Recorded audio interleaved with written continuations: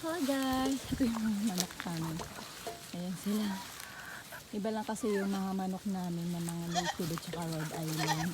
And man At kambing. saka 45 days. Ito yung kambing namin.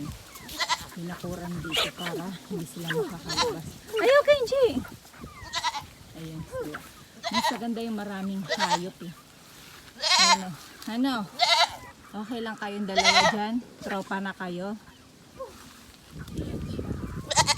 Malaya sila, walang tali-tali sa ano kasi di naman di sila makakalabas dito dahil silyado dito ng net. Kaya ayan, hindi na ako papasok. Ayaw, Kenji! Mama, no. Ayan yung mga manok. Malaya na naman sila. Meron pa dong manok doon sa may kulungan doon. Hindi pinapalabas ni Fiel.